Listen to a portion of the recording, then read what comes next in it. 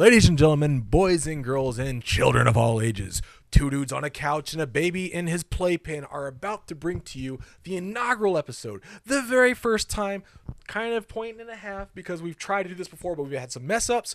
We're trying to fix all our fuck ups. But for you, welcome to the CODEKrusty Show. Right here is Code. Cody. 4 letters, know him well. Either way, I answer to him.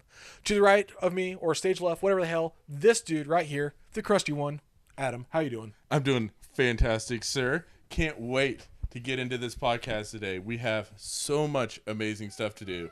Go over awesome things. But first, kind of wanted to introduce why I wanted to start doing this podcast in the first place. And why is that? Well, I had been watching some Kevin Smith interviews recently and even following some of his podcasts like Jay and Silent Bob Get Old and Smodcast. And one of the things that he keeps saying over and over and over again was, just get out there and start doing a podcast. It'll be great. You'll enjoy it. You'll be able to talk, get stuff off your chest, or talk about stuff that you love, like what we're going to do here with movies or TV shows, comic books, cool YouTube shit shorts. in general. Yes, podcasts, everything, whatever. It doesn't even matter. Lego toys. Who cares? It's going to be amazing. We're going to have so much fun with this show. Can't wait to really get into it. That is very good to hear because I love me some podcasting. I myself have done a couple podcasts in the past. I'm part of also the DC Netcast. We did Legends of the Batman as well. Big shout out to my podcasting partner on that network would be Dan. Also do another show, Maverick Hunters, which is all about video games.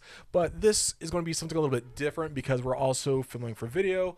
And I replaced Dan for Adam, which we've known each other for a fucking long time, dude. Oh yeah, when we started out at the evil cable company. We did not like each other.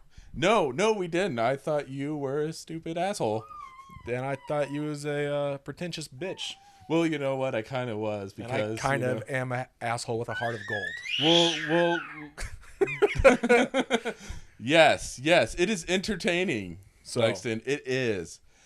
But I did have to deal with a lot of stupid people at that job, let's be honest. Yeah, I agree. I kind of did turn into a little bit of an asshole, but I had good reason to, at least at the time.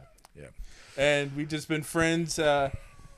We started trading comics because of Rob, and then after that we've been friends for 6 to 8 years now. Yeah, it's been a while. It's been about time that we've actually done something other than just hang out, or the few times that I've played Rock Band with this dude and he's farted me out of the house. Yes. That's true story, not making it up.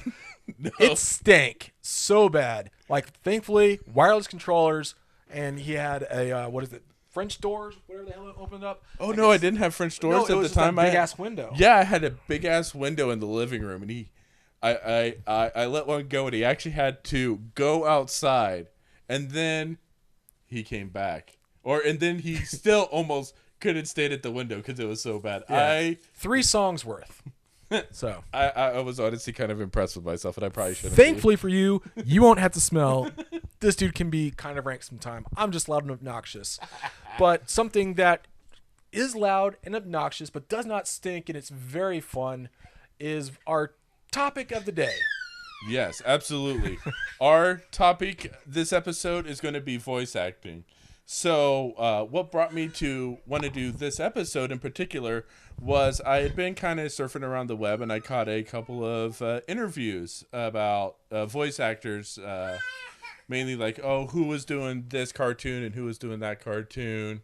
And I got directed to a podcast done by Rob Paulson. You know him as Yakko from Animaniacs, Pinky from Pinky and the Brain. He was also Raphael, the 90s Ninja Turtles show. And Donatello of the current one. That is absolutely correct. And so I started watching his podcast, or I guess I should say listening to his podcast, because it is audio only, and he has the greats on. So he has Mark Hamill, Jess Harnell, Billy West. Kevin Conroy. Billy Conroy, yeah. Kevin Conroy. Yes.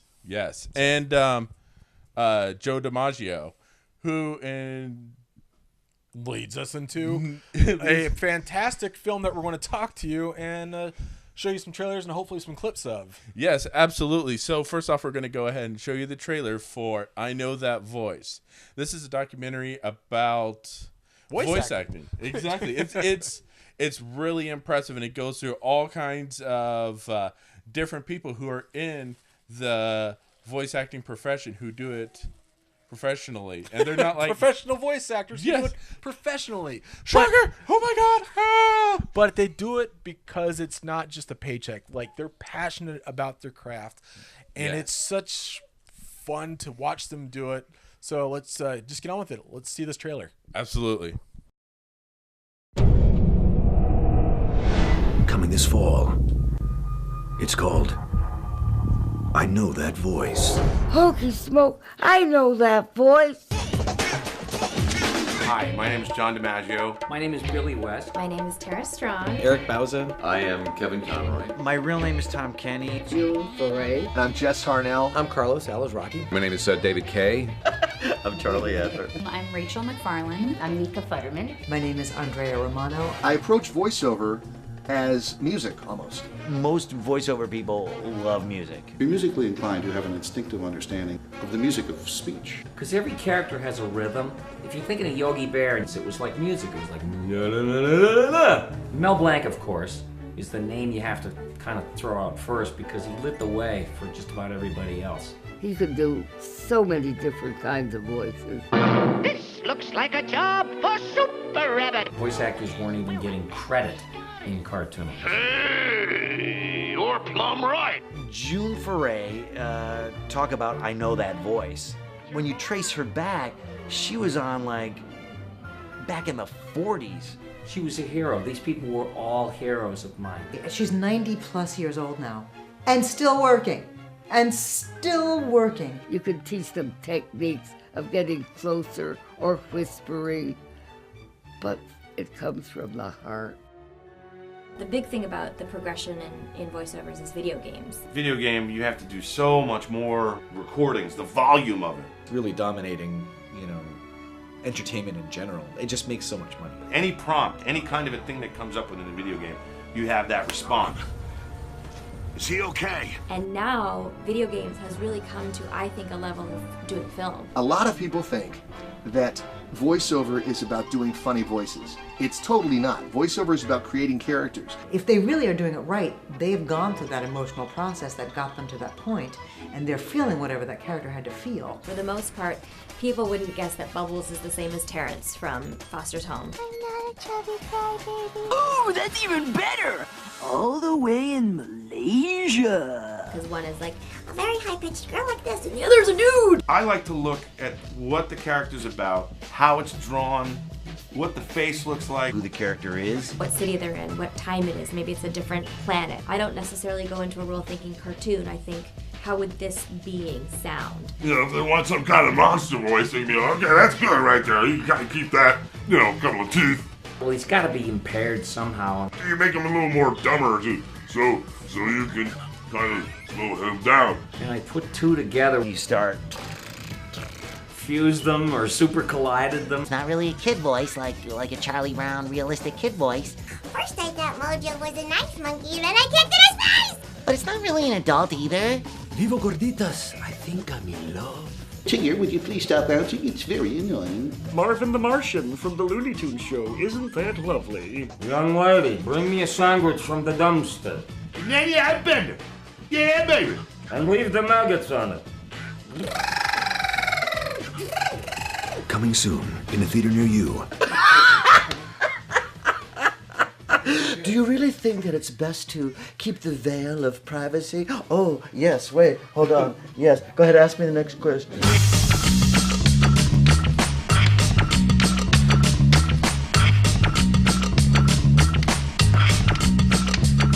Don't be shocked by the tone of my voice. Check out my new weapon of choice. All right, so there you got a really good preview about what's going on in the actual documentary itself, and it's hosted by Joe DiMaggio, also Bender, and He's in Adventure Time. I think he's the dog. Yeah, he's the dog. I don't watch that show, but Neither do I. So maybe I should. I hear it's pretty funny. It looks really weird.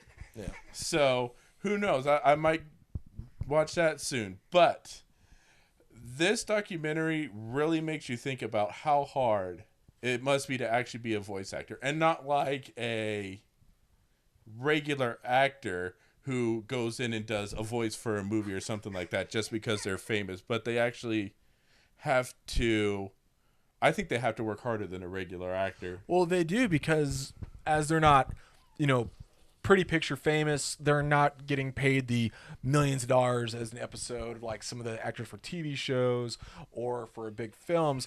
They're constantly working because one voice actor may be doing like 6 or 7 voices for one show, and then they're also on another show and another show, and that's something that really kind of shows like how versatile and how powerful the voice is when they're getting paid, sometimes better than what we're getting paid, but not much for the Hollywood industry.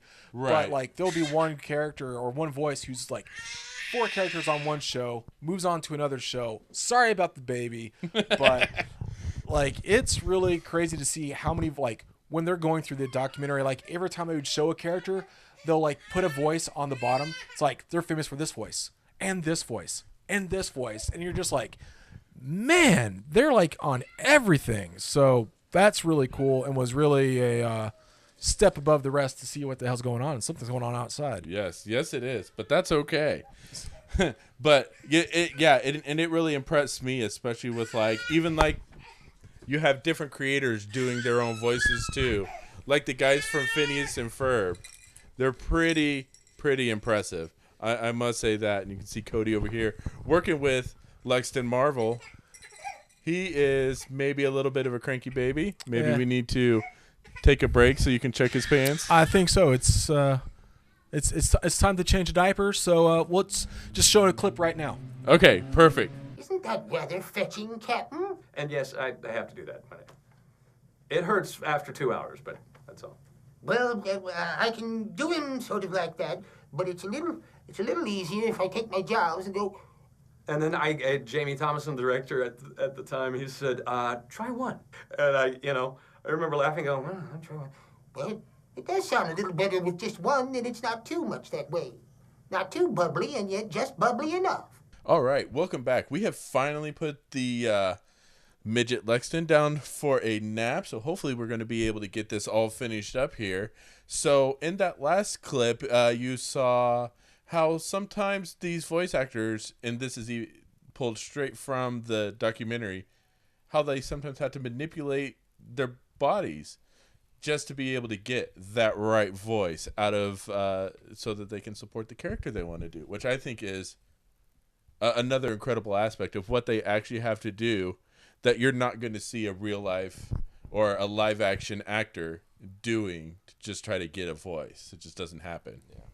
What I also really liked about the documentary is they have this entire segment about how a lot of them are very musically inclined, because to be able to do the cartoon voice, but a lot of them, they're singing in that voice. And especially in the Animaniacs, the music was such an integral part of the show, and being very fast and witty and everything like that, and still being able to sing and stay true into that voice without actually having it cut off or drop off, or another person come in to re-voice over a character just for singing. Like when they do it themselves, I find that to be really incredible, especially when you're seeing how much strain that puts on their vocal cords and just them doing that.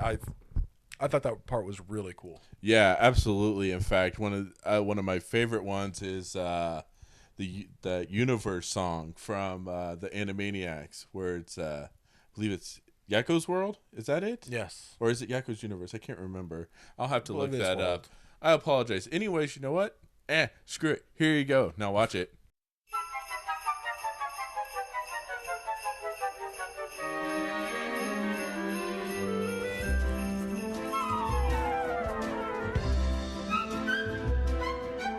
Everybody lives on a street, in a city or a village or a town for what it's worth.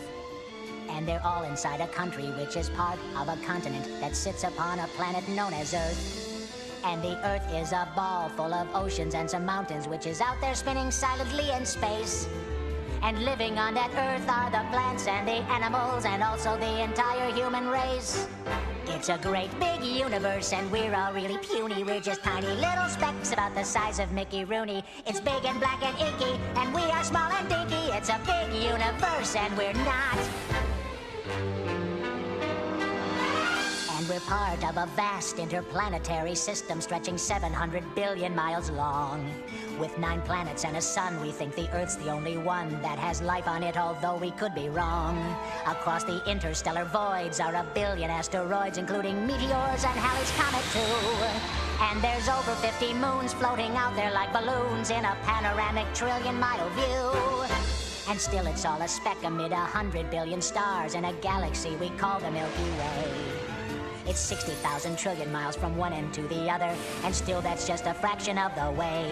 'Cause there's 100 billion galaxies that stretch across the sky, filled with constellations, planets, moons, and stars. And still the universe extends to a place that never ends, which is maybe just inside a little jar. It's a great big universe, and we're all really puny. We're just tiny little specks about the size of Mickey Rooney, though we don't know how we got here. We're an important part here. It's a big universe.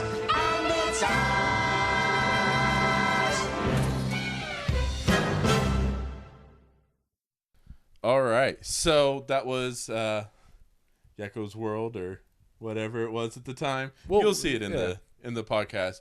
So one of the things that also kind of brought me to even this particular podcast or this topic and documentary was I was watching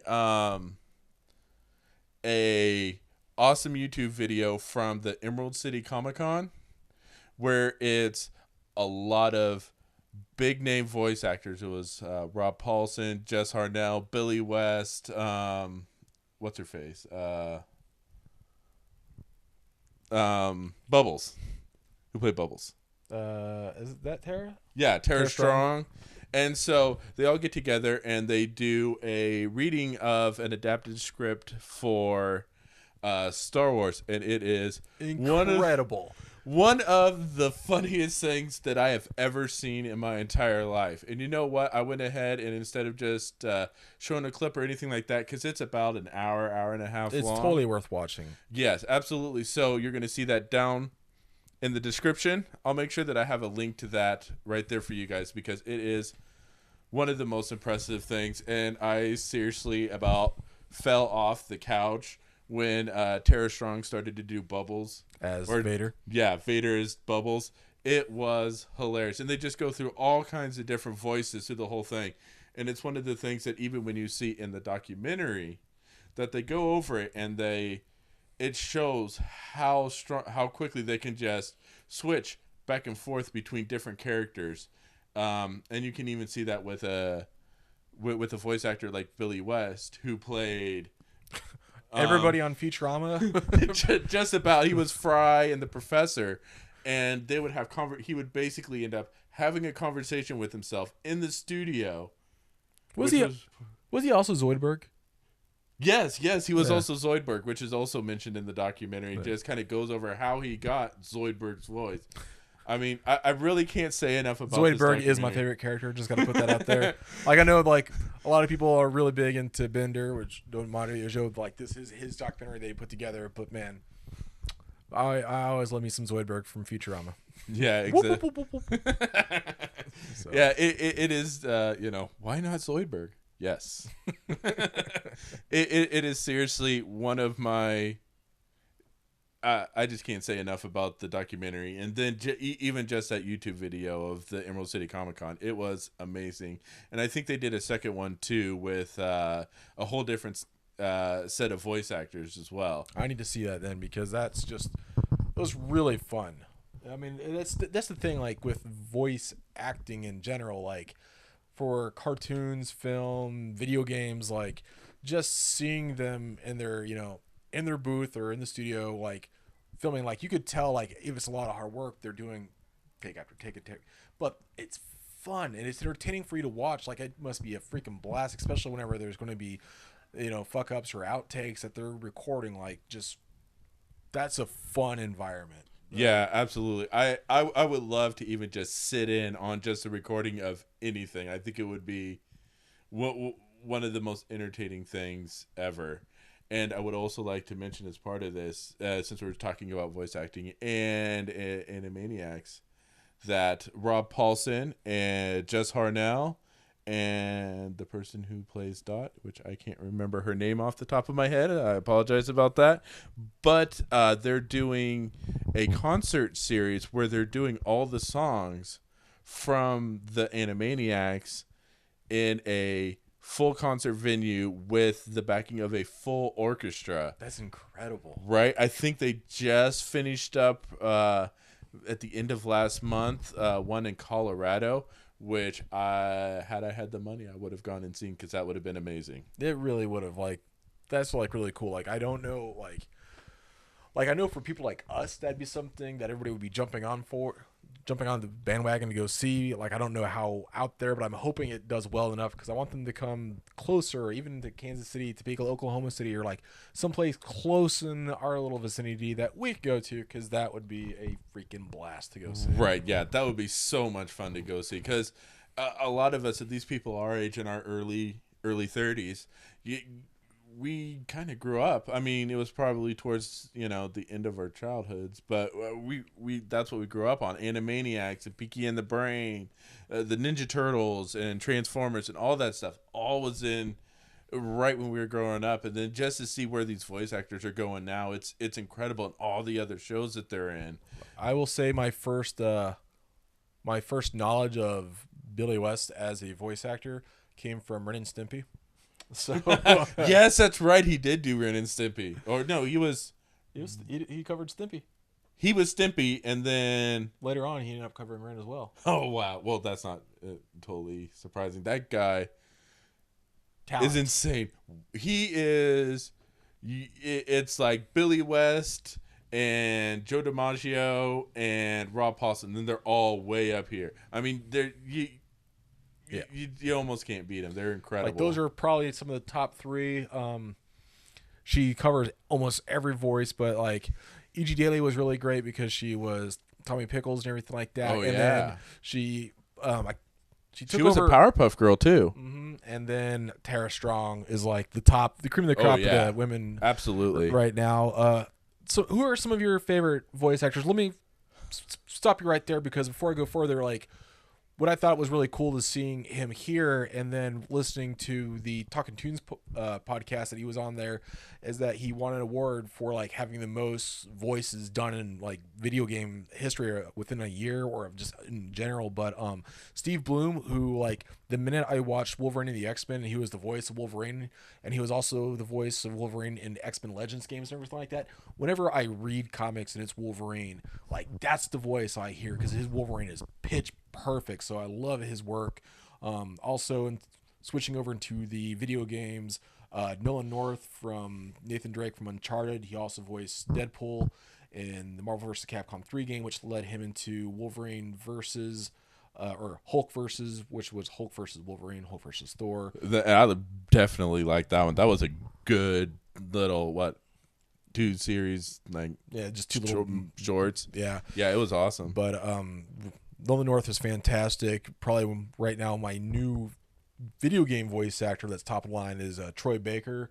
He was Booker DeWitt in BioShock Infinite, Joel in The Last of Us, the main character from Infamous Second Son. Like, he's everywhere. But like, it's cool to see, voice actors that are from a different medium than just cartoons, and they're still working with these other guys, because it's just one huge community. So let me go back to that. What are some of your favorite voice actors, or did we kind of cover the cream of the crop for you? For me, you pretty much did. I mean, you got Seth Green. He's pretty high up there as well. But not somebody I originally, like, when he first became into the voice for Chris with Family Guy, I was like, yeah, but then with Robot Chicken and seeing more versatile work, I was like, wow, okay.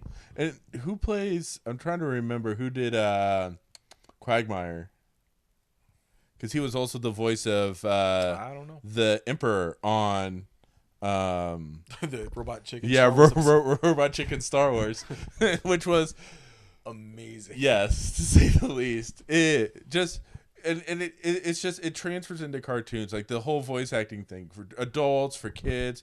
There's so many good things out there, and the documentary really covers it. Covers it. But then, like you were talking about video games, and the documentary really goes into how difficult it must be to do all that little stuff, because every time that someone, you know, gets hit, and they get hit in a different way, or they get hit, exactly, they have to do all those different takes to get put into the video game. It's ridiculous. It's probably even harder than regular voice acting for a cartoon. Yeah, but I can't even begin to. We respect voice actors. Yes. Let's put it that way. Like, yes. after this documentary was so eye-opening of something that we just thought was cool, and may have mentioned this, or it might have been on another take, but when I was really little, like, I wanted to be a voice actor, because I remember Howie Mandel being the voice of Bobby from Bobby's World, and I remember watching comedy specials with Howie Mandel, and like, then realized that, oh, Bobby's World, that's him, and he was talking like this and all that other crap, and like, I really wanted to be a voice actor for the longest time until puberty hit, and I was like, I can't do all those voices that I could. But like, seeing his work, and that's we went on a walk earlier, and I was just talking, I was like, I always love it when actors, when they actually are going to be voicing a character, like, some of them, they just come in and do their own voice, and it doesn't really add or take away from the character. But when a known, you know, actor who's like physically on screen, they come in to do a voice, and they're actually making a character voice, when they're not just using their own, or they're putting in the effort to be a voice actor, I'd always put larger respect. Like J.K. Simmons, who was an amazing J. Jonah Jameson in the original Spider-Man trilogy. He's voice of Tinson in Legend of Korra, which is a fucking awesome show. Or like, hell, even bringing it back, Robin Williams was fucking fantastic as Genie in Aladdin. Oh yeah, and then you had Rocket Raccoon. Like, you couldn't even tell it was him. You were like, it's like, that's Bradley Cooper? Different. What? Yeah, I was like, I couldn't. You knew it was coming, but you were like, yeah, you couldn't even tell that it was Bradley Cooper. It's ridiculous. And then even, you know, Groot being Vin Diesel, you're like, what? Okay. And like, as comical it is, and even us loving voice acting, the fact that Vin Diesel's role as Groot was just him coming in and voicing, I am Groot, a gazillion freaking times, like, to be able to put that range into 3 lines. Like, I don't like Vin Diesel unless he's a voice actor, because I loved him in The Iron Giant, which he didn't say much, and he said, I am Groot a gazillion freaking times for Guardians of the Galaxy, but like, he owned it because he didn't just sound like Vin Diesel just talking. He made sure there was, you know, emotion behind it, especially when it's, we are Groot.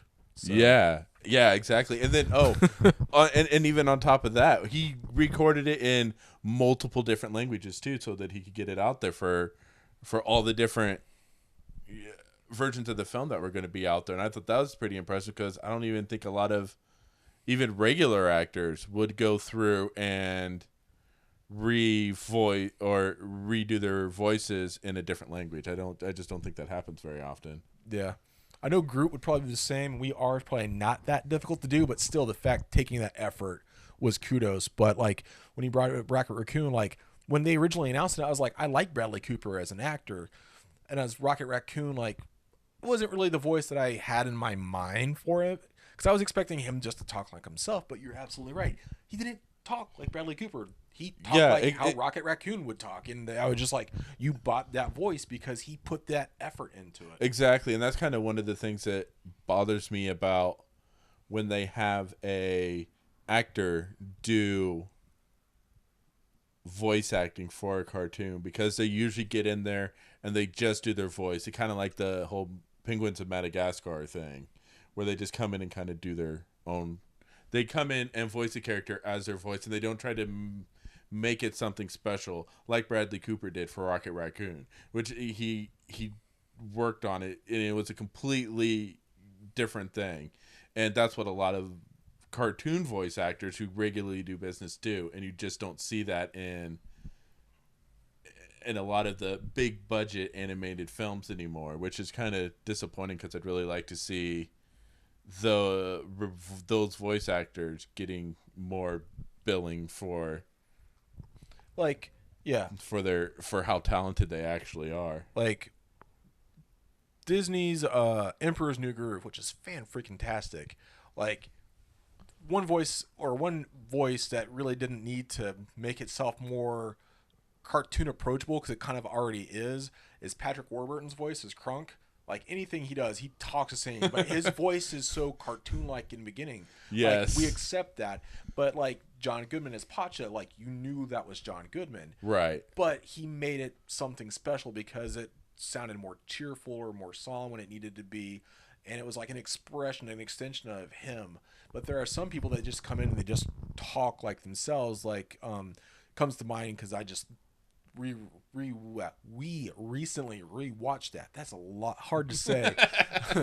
But we watched Pocahontas and Mel Gibson as John Smith. It was just Mel Gibson. It was not like a character, and yes, it didn't need to be comical, cartoony, whatnot for being, you know, a Disney classic, but just like there could have been somebody else. Like it didn't need to be Mel Gibson's voice because he brought nothing special to the voice except for, "Hey, I'm John Smith. I love blah blah blah. Colors of the Wind." Anyways, yeah, so. Exactly. It was just totally my point. It's just like, well, and even so, and I guess another thing. So there's a web series called Bravo Man that's voiced by Rob Paulsen, and primarily, yeah, pretty much. Anything outside of like, you know, the female characters, it's pretty much voiced by Rob Paulsen, and there's a couple other ones, and I want to make sure that they get billing. So down below is a link to the video we're itself. Put tons of notes down. Yes, here, so we're not pointing to our crotches, but I totally am. But there's notes down there. Lots and lots of notes, lots and lots of links. And Bravo Man and Cody just watched that for the first time. For the very first time, and we were watching today. Today, Rob Paulsen was voicing Bravo Man, and there was also Alpha Man. And his voice, I was like, I know that voice from another cartoon. It turned out it was also Rob Paulsen. And that's the range that like some of these guys have. Like when you've got it, they've got it. And it's incredible. And you know that he was just in the studio and he was just sitting there having a conversation with himself. Every time there's a conversation, it was him talking to himself. And the amount of the ability to just change because you have to change the whole personality of the character you're playing at an instant and just flipping back and forth. It's got to be incredibly difficult, and I have nothing but respect for all of these guys. It is ridiculous. But Bravo Man, that cartoon, it was pretty funny. It is pretty funny, and it definitely likes to break through that fourth wall on a regular basis. I'll tell you what, it's just pokes fun at itself. It's like it's a caricature of all the superhero type cartoons of the past, and just of yesteryear. Or as they say, back in the day, which I guess we can actually call it that. But it is hilarious in one of his prime antagonists, Dr. Bomb. Yeah, Dr. Bomb. Dr. Bomb. I mean, just ridiculous, generic characters that are brought to life by the voice actors who do the voices, and it's completely hilarious. And I definitely suggest going and just watching that. And once again, down below, you like our crotches. You will find all of the links that you will need to enjoy all of this great stuff. Rob Paulsen's Talking Tunes? Talking Tunes, yes. And Bravo and Man. Translations of what that meant. Yes, absolutely. We're going to have links to everything that you're going to need for going through all of this stuff, and we're going to give credit where credit's due for all those great voice actors that are out there. And I can't even put into words how impressed I am with the work that these people do. It's just incredible. It really is incredible, and I don't want to take credit away from anybody, but I do want to put a special notice because for the people that I mainly hang with or talk to, they know. But it's still surprisingly how people are not in the know that the greatest like transition into a voice actor was Luke Skywalker becoming the Joker. Mark Hamill's Joker from Batman the Animated Series is by far the best Joker ever. Insert laugh here. Oh, God. Absolutely. Play.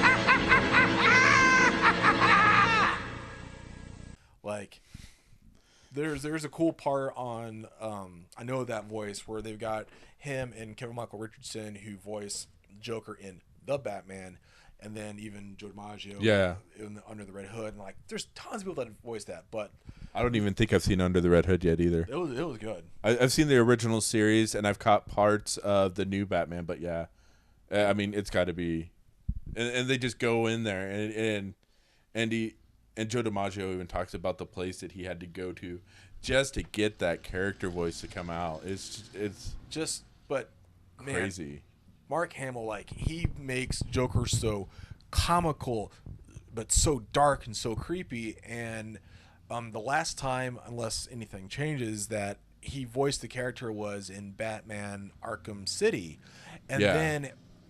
I don't care about spoiler alert because the game's been out for over a year now, but and Arkham Origins Joker was there, and I also want to give this shout out. Troy Baker took on the role of Joker, and he sounded almost exactly like Joker, but like a younger version because it's supposed to be a prequel. But his Joker is an uncanny resemblance up to Mark Hamill's Joker.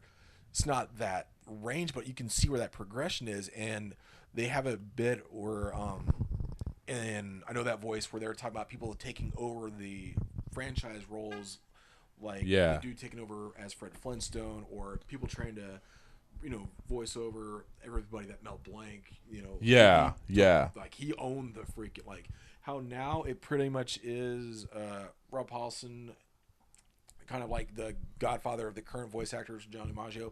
Like in the past, it was Mel Blanc or nothing. Yeah, he did. Everybody, like everybody, you couldn't even. It's ridiculous. And then you're moving on, and one of the really crazy things is Bart Simpson's voiced by a girl. Shocker! Oh my God! I always remember learning that when I was like an itty bitty, and I was like, what?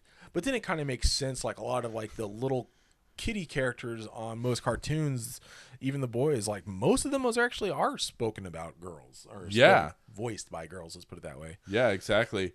Bobby Hill is Cookie Smurf from Californication. If you've seen that show, you know exactly what I'm talking about. Oh, King of the Hill.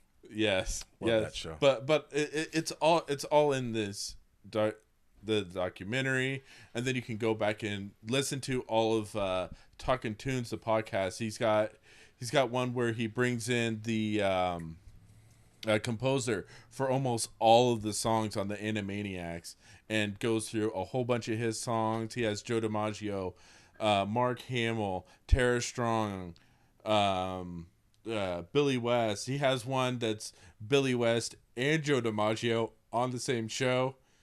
That's a fun one. Yes, it is. It is definitely an entertaining one. That one, and the one when he had the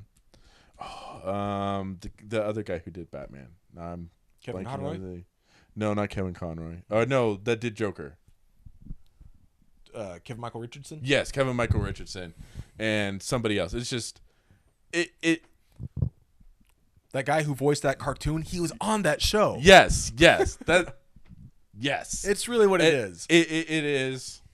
So by far one of the best documentaries and podcasts that I've seen on a regular basis, And on that note, I think we're just about finished with the pilot episode. Ooh, pilot 0. episode. Pilot we start episode. off as being inaugural, kind of at episode 0, a trial by fire, little baby screaming half the time in the beginning. Yes. So we do apologize about that. That's all on me. We'll Babies, it's fine. Yeah. They do their thing. What are you gonna do? Yeah, you just. Especially, I'm such a big soft when it comes to my kid, but as I'm taking baby steps, trying to make sure that he can learn how to take his baby steps. This is going to be baby steps of us transitioning Yes. this. We're going to get better. Yes. I hope you enjoyed the topic that we listened to, and if you don't care about listening to us, like watch the first 30 seconds, figure out that we're talking about. I know that voice. Just go watch that. Like, Yes, as long as go. we can spread our love and you can watch it, even if you don't want to listen to our bullshit talking about it. Yeah, because I'm cool. Because we can be assholes and talking about ourselves a little too much, but that's all him. Yeah. So Yes, but we want to apologize. Sorry if the sound isn't the greatest. We're working on it. We're going to get better lighting. This is just the first episode. It's going to move. It's going to get better. And this might not be the only podcast you see from us. Who knows? We might be adding some more, maybe getting some different ones. Expansion? What? Already after the first episode?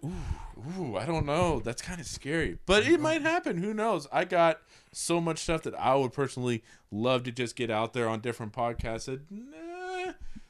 Kind of a niche little thing that maybe not everybody wants to watch. And but this is a good podcast because I love stuff like... I love stuff. Yes, stuff. Comics, TV shows, movies, web shorts that you find online that are just hilarious. Camels with hats. Just saying. Carl, it's crazy. And that's what you're going to see from us in the future. We're going to do Ninja Turtles next episode. That should be coming out in about 2 weeks. Yeah. After a nice time at the Chili Feed here in town. So that's gonna it be should fun. be definitely a good time. We want you guys to come back and enjoy the show. Go ahead and hit subscribe. Join us on Facebook, Twitter. We're going to start a blog on this. It's going to have all kinds of CODEKrusty on Twitter? At CODEKrusty? Yes, it should be at CODEKrusty on Twitter. That's going to be down by our crotches as well. All the links are down below to Facebook. Everything you're going to see, we're going to have just a straight audio version coming out of SoundCloud, but all that stuff's going to get posted directly to our Facebook page and to our Twitter. As soon as this stuff is out, you're going to see it on YouTube. So just look for everything. I'm going to have links for everything below, and you guys have an awesome rest of your week. Bye. Laters.